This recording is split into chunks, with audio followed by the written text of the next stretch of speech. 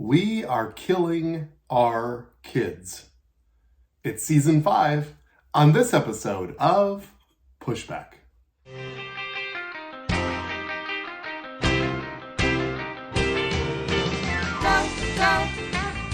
Go, Jonny, go, go. Go, Jonny, go, go. Go, Jonny, go, go. If you're concerned about the direction our culture is heading, then maybe it's time to push back.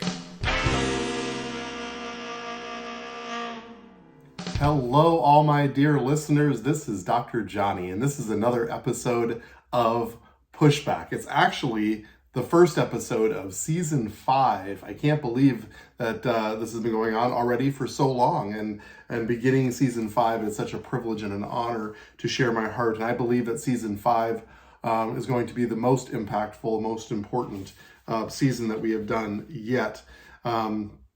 Before I get into that, I just want to invite you to our new and improved website at gofam.org. There's some videos about some of the things that we're doing that we've added. And so if you haven't been there for a while, I encourage you to go to gofam.org and click on all the information that's there.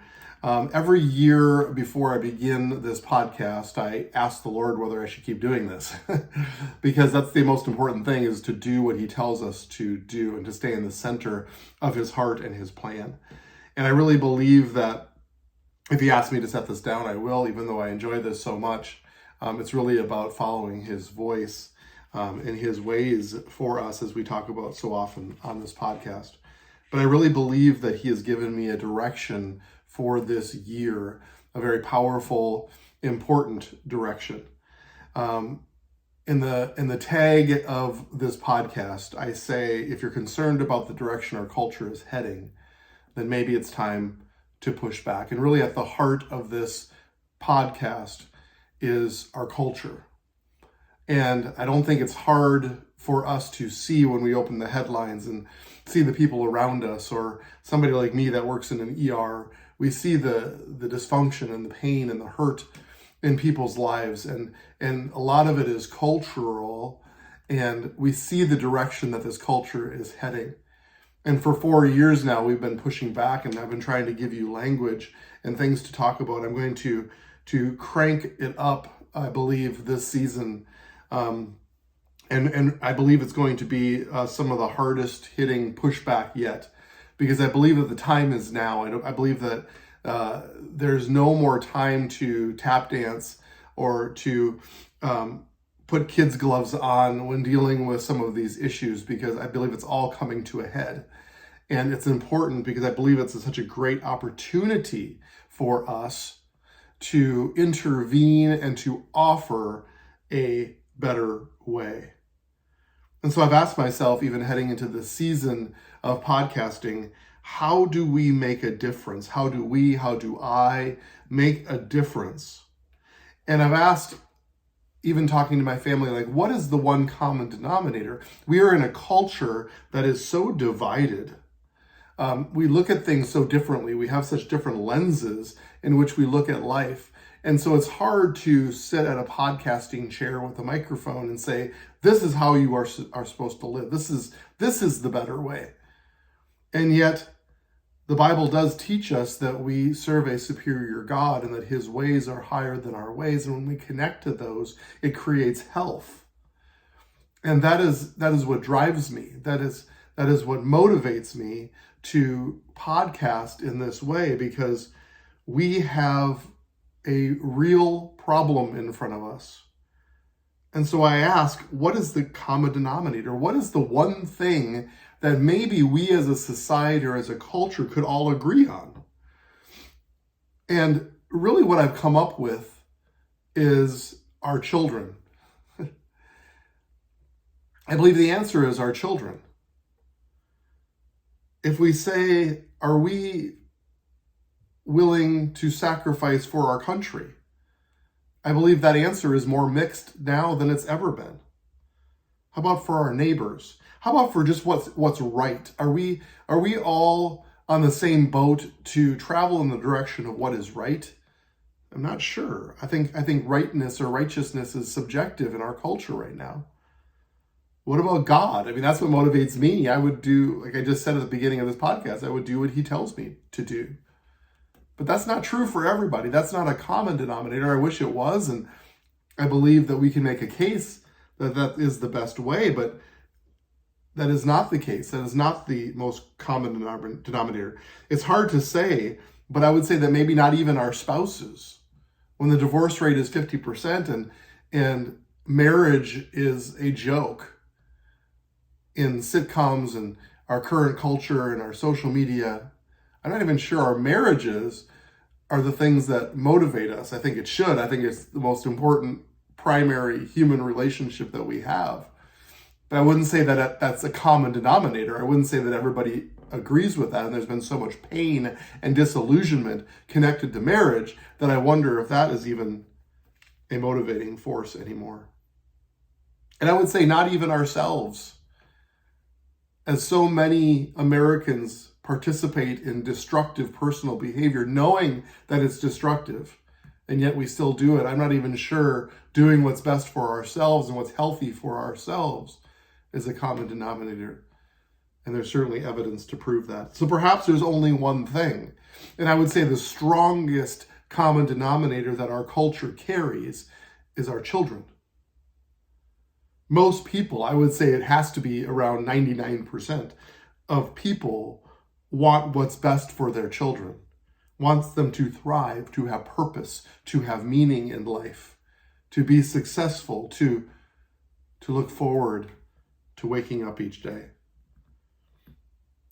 But it's based on that I want to make this shocking statement to you, and will be a theme for season 5 in our podcast.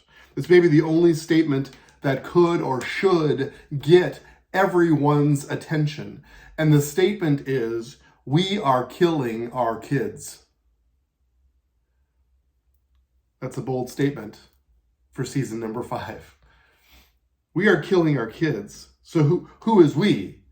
It's everyone that contributes to our culture.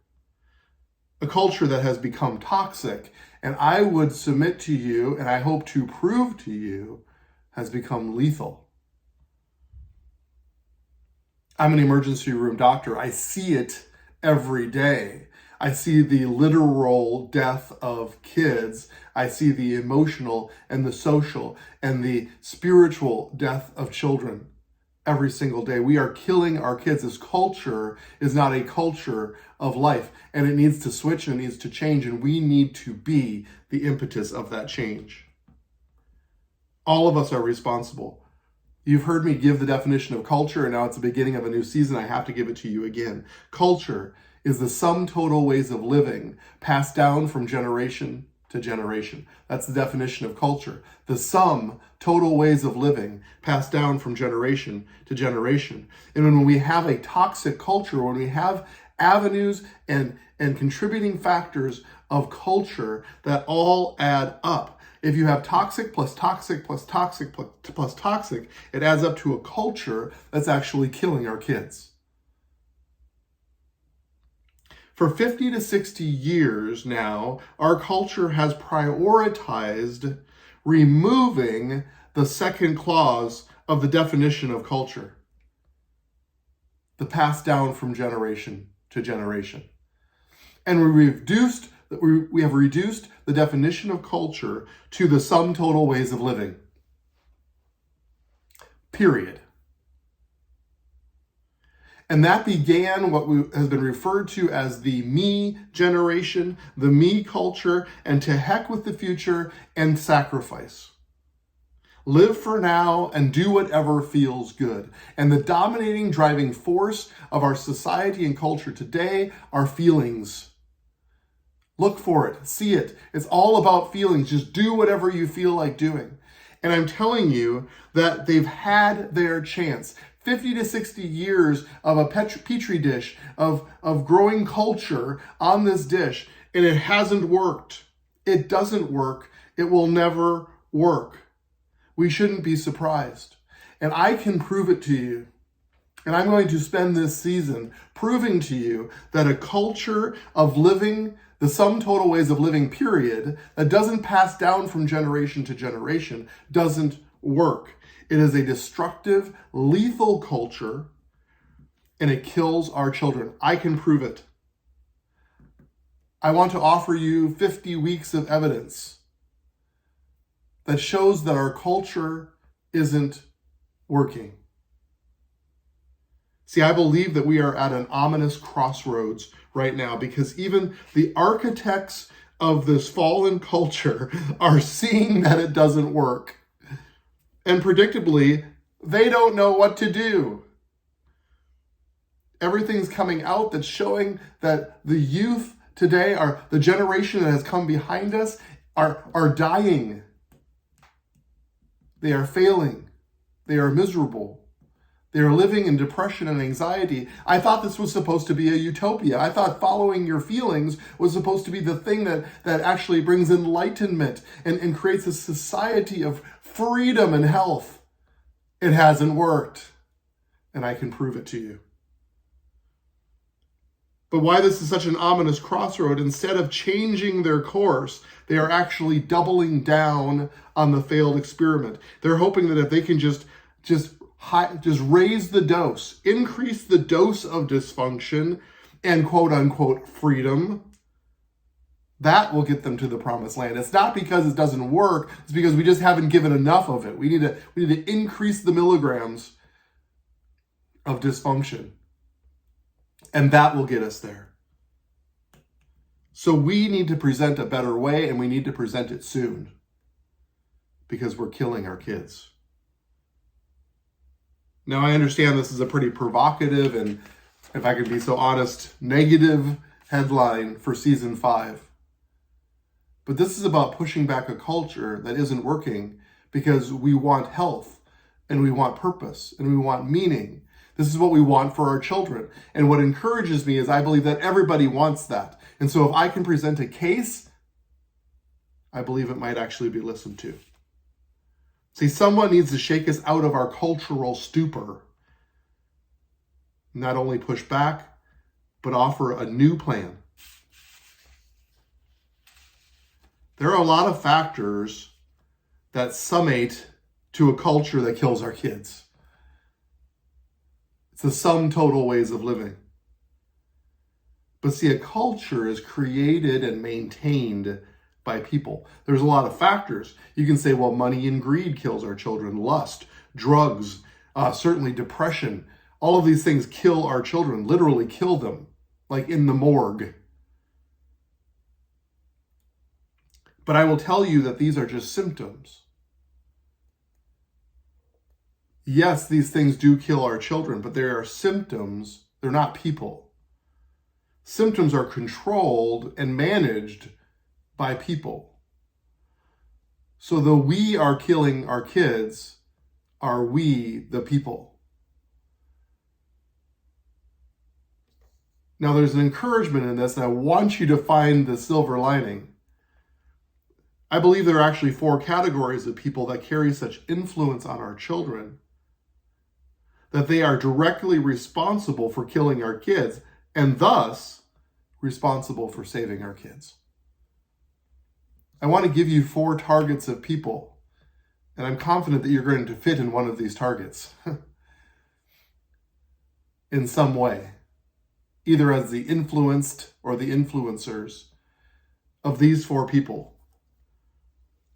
But I believe that it's fixable. I believe that when the people in these categories actually do what they were created to do, then the culture shifts and things come back into alignment into what they were actually created for and to be. I believe by the grace of God and by his leading that we as the people can actually steer and guide the culture to something that is healthy and purposeful and meaningful for our children, and thus save their lives. That's how strongly I believe this. There are 4 categories of people. They all start with the letter P. I think it's helpful because it helps us remember. The first category are parents. It's the most obvious, and there's no substitute for the word parent. There's nobody else that can do it. You are the only one. So we're going to be talking a lot about parenting and the role of parents. I believe there's been rampant malpractice in each of these categories. And I believe that parents have set down something that belongs to them that needs to be picked back up. They are the single most important influencer in children's lives, which means they are the single most important one who takes responsibility for their children's lives. Responsibility is the word response. Heaven gives us a role and gives us an assignment as parents, and we respond to that role. We take responsibility. If you aren't the most important influencer in your child's life, then 2024 is your year, and I'm going to help you take the reins. It's critical. It's no surprise that the culture is trying to disempower parents. See, if I was the enemy and I was looking to take down a culture, I would do it through lies. I would do it through the destruction of family. And that's exactly what we see. See, the enemy is the father of lies, so that is his tactic, that is his tool belt, is to create lies. And each one of these categories, each of these 4 categories, have been influenced by a lie. I would like to expose those lies. The second category are pseudoscientists. You've heard podcasts before. I believe there's been rampant malpractice in the scientific community, and especially in regards to human life and origins. And they've gone unchecked. There's been no credibility. The scientific world needs to return to the honor of the profession, and they need to tell the truth. I would like to expose the lies. The third category are politicians. Now, I hesitated initially because politicians actually respond to the people. And so we, the people, should be steering politics, but I believe that now is changing. I believe that there is a shift in the political spirit where there has been absolute control. I believe there's been rampant malpractice. And the motives of the politicians are not our children. It's about getting reelected. And the result of that is that our children are dying. See, children don't vote, do they? I believe that the motives of the politicians are going to be on full display, this being an election year. There's going to be fireworks this year. And I would love to cover that, and I would love to expose the lies. I also believe that politicians can be a healing force on the culture through leadership. So I believe it's fixable. And the fourth category might raise your eyebrows, because I'm an equal opportunity pushbacker. The fourth letter P is the word Pharisees. Pharisees are religious leaders. And I believe our religious leaders have sat back and allowed the culture to slip out of their hands. There has been a complacency and there's been a complacency in the leadership of the church. The religious leaders. See, my friends, religion doesn't save. And because of that, our children are lost and they are leaving. And they are spiritually and morally bankrupt because our religious leaders have set down something that belongs to them, and that's the steering and the guidance of the culture through the power of the Spirit. Matthew 23:13 is a powerful verse. It says, "Woe to you, teachers of the law and Pharisees, you hypocrites! You shut the door of the kingdom of heaven in people's faces. You yourselves do not enter, nor will you let those enter who are trying to." That is an indictment on the culture of the church. Is it possible that the children are leaving because we've shut the door in their faces and haven't offered them the greater reality of the kingdom? Each one of these areas are subject to lies. It's the tactic of the enemy. And I believe that we can expose the lies. I believe that we can draw these four people of influence, these four realms of influence into everything that they were created to be. And I believe the result of that is that we will be saving our kids instead of killing our kids. The answer is the kingdom of heaven. We have the answer, and I can prove it. I look forward to proving it to you. I know that's a big statement. It's a bold statement. It's a confident statement.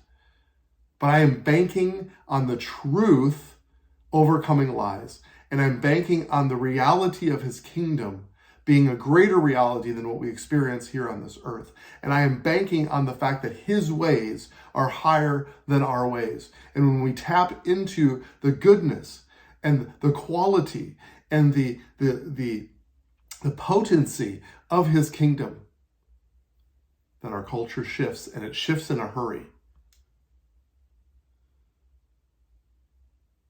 See, I believe I'm in a unique position because I have my foot in a certain degree in all of these realms. I'm certainly a parent. I'm a scientist, and I care about the truth of science, and I love science. And I believe it's a truth and fact factory that helps us actually guide the reality of his kingdom. I am not a politician, but I'm also not a politician. I'll explain more about that later. I'm certainly a student of the game. I do love it, and I research it, and I study it. But as I'm learning more about who I am as a child of God, I've learned more about the authority and the political strategies that are given to us as his kids. And I'm a minister. I can also be guilty of a Pharisaical mentality. Instead, I want to be the door that opens. He is the door that opens. I want to be the one that helps people usher through the door into the reality of his kingdom. I can relate to all of these four topics, so I'm speaking from a unique experience. And oh, by the way, I'm an emergency room physician, and I'm not sure a week goes by where I don't see the devastation and the social effects that our culture is having on our children. It matters to me. And I want to be part of the generation that saves our kids. I want to have a generational mindset. I want our culture to be the sum total ways of living that is proudly passed on from generation to generation. I'm not sure that this topic this year is going to be easy, but anytime my children come to me and said that this is too hard or it's difficult, I always turn to them and say, if it was easy, anybody could do it. So I'm saying it to myself. If it was easy, anybody could do it, but I'm being asked to do this year, season 5 of Pushback. We're going to go for it. We're going to go deeper. We're going to go stronger. We're going to hit it hard because the time is now. Will you join me on this journey? I have vision for this year, and I believe that as we go through these sum total ways, these cultural ways that add up to a toxic culture, it's going to serve as an outline for a future book. So I'm going to need your feedback. I'm going to need your help. I'm going to need you to go to pushbackculture.org on each of these topics and give feedback or insight or further ideas, because it's going to develop into something that I believe can bring cultural reformation. That's what I believe. So will you join me on this journey as we go together now to set and shape the culture?